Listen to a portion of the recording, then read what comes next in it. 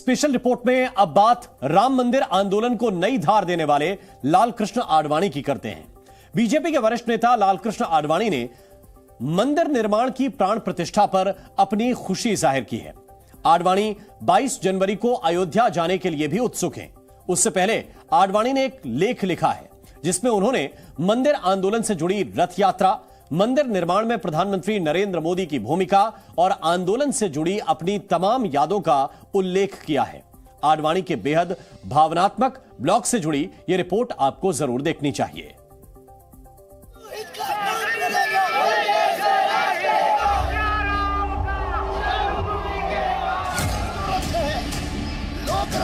जनता का रथ है। एक तरफ तो कोर्ट का आदर, दूसरी तरफ जनादेश का आदर। जनादेश है मंदिर बनना चाहिए।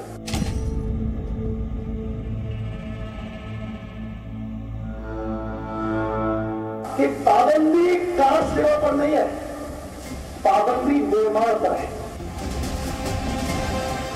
लालकृष्ण आडवाणी अपने इसी अंदाज और ऐसे ही तेवरों के साथ राम मंदिर आंदोलन को आगे बढ़ाते रहे। जिसने मन में संकल्प किया हुआ है कि 30 अक्टूबर को वहां पर पहुंच करके कार सेवा करेंगे और मंदिर वहीं बनाएंगे, उसको कौन रोकेगा। 34 साल पहले सोमनाथ से अयोध्या तक निकाली गई उनकी रथ यात्रा ने भव्य मंदिर निर्माण का रास्ता तैयार किया और जो सपना आडवाणी समेत करोड़ों राम भक्तों ने देखा वो अब साकार हो रहा है। 22 जनवरी को प्रभु श्री राम अपने भव्य मंदिर में विराजमान हो जाएंगे। अयोध्या आंदोलन में अहम भूमिका निभाने वाले बीजेपी के वरिष्ठ नेता लालकृष्ण आडवाणी अयोध्या में ऐतिहासिक घड़ी के साक्षी बनेंगे।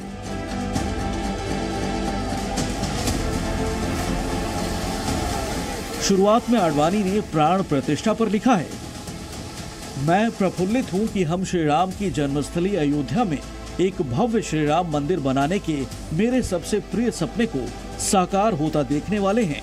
22 जनवरी 2024 को प्रधानमंत्री नरेंद्र मोदी अयोध्या के दिव्य मंदिर में श्री राम के विग्रह की प्राण प्रतिष्ठा करेंगे। मैं धन्य हूं कि मैं अपने जीवन काल में इस ऐतिहासिक क्षण का साक्षी बनूंगा।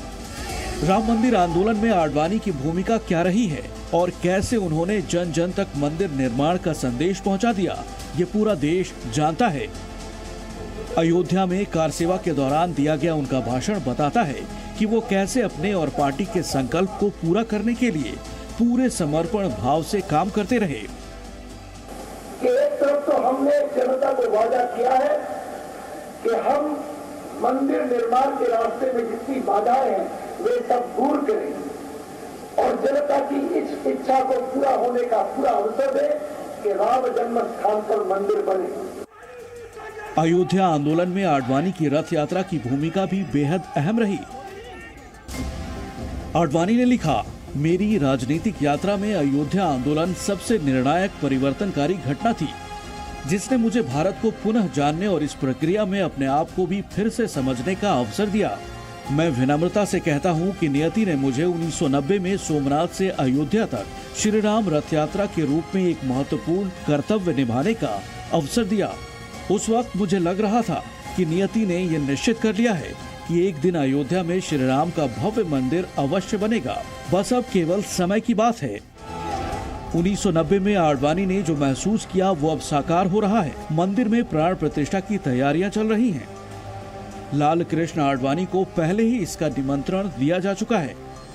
आडवाणी कहते हैं, 1990 में जब बीजेपी ने फैसला लिया कि पार्टी अध्यक्ष के रूप में मुझे अयोध्या आंदोलन के लिए जन समर्थन जुटाने के लिए श्री राम रथ यात्रा का नेतृत्व करना चाहिए, तो मैंने इस ऐतिहासिक यात्रा की शुरुआत के रूप में सोमनाथ को चुना।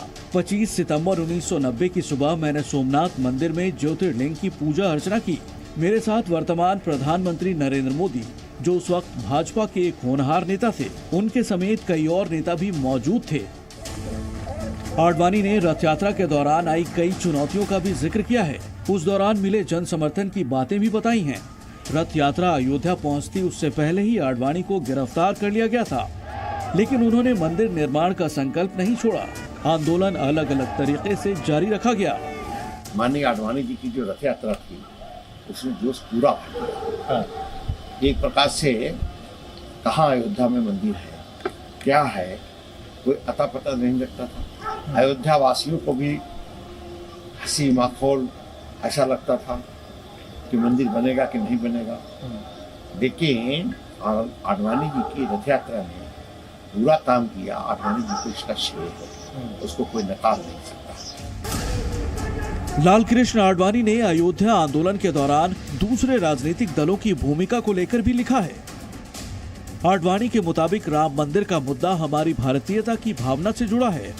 मैंने हमेशा मुस्लिमों को स्वतंत्र भारत में समानता पर बल दिया और मुस्लिम नेताओं से हिंदू भावना के सम्मान की अपील की थी। आडवाणी ने यह भी कहा कि आंदोलन धर्मनिरपेक्षता और छद्म धर्मनिरपेक्षता के बीच का अंतर था, लेकिन मुस्लिम वोट खोने के डर से कई दल समर्थन करने से कतराए और वोट बैंक की राजनीति के लालच में ही कई आंदोलन के खिलाफ थे। राम मंदिर को लेकर बीजेपी एक संकल्प के साथ आगे बढ़ती रही है और आडवाणी उस आंदोलन के ध्वजवाहक बने रहे। 2020 में मंदिर निर्माण शुरू हुआ और अब प्राण प्रतिष्ठा की घड़ी करीब है। तब आडवाणी ने लिखा है, मेरी श्रीराम रथ यात्रा को 33 वर्ष हो गए हैं। तब से बहुत कुछ घटित हुआ। इसमें वो कानूनी लड़ाई भी शामिल है जिसमें मुझ पर और विश्व हिंदू परिषद, राष्ट्रीय स्वयंसेवक संघ और भारतीय जनता पार्टी के मेरे कई सहयोगियों पर मुकदमा चलाया गया। फिर भी लगभग 3 दशकों के बाद 30 सितंबर 2020 को सीबीआई की विशेष अदालत ने मुझे और अन्य लोगों को बरी कर दिया और सभी आरोपों से मुक्त किया। मुझे बहुत प्रसन्नता है कि नवंबर 2019 में सुप्रीम कोर्ट के निर्णायक फैसले के कारण श्री राम मंदिर के पुनर्निर्माण का पथ शांति के वातावरण में प्रशस्त हुआ है। लाल कृष्ण आडवाणी ने पूरे समर्पण के साथ राम मंदिर आंदोलन को शुरू किया, आगे बढ़ाया और राम मंदिर आंदोलन को जन आंदोलन में तब्दील कर दिया। और जब से इस आंदोलन की शुरुआत हुई उसके बाद से अब तक अयोध्या ने कई उतार चढ़ाव देखे, लेकिन इस दौरान लाल कृष्ण आडवाणी ने कभी हिम्मत नहीं हारी। और अब जब राम मंदिर का भव्य निर्माण पूरा हो रहा है तो इसे लाल कृष्ण आडवाणी के जीवन का सबसे बड़ा सपना पूरा होने जैसा माना जा सकता है। मंदिर का सपना साकार करने के लिए लंबा संघर्ष करना पड़ा और जब सफलता मिली है तो हर राम भक्त आनंदित है। इस मौके पर आडवाणी ने आंदोलन में शामिल तमाम लोगों को याद किया है। लाल कृष्ण आडवाणी ने लिखा, आज मुझे 2 व्यक्तियों की बहुत याद आ रही है।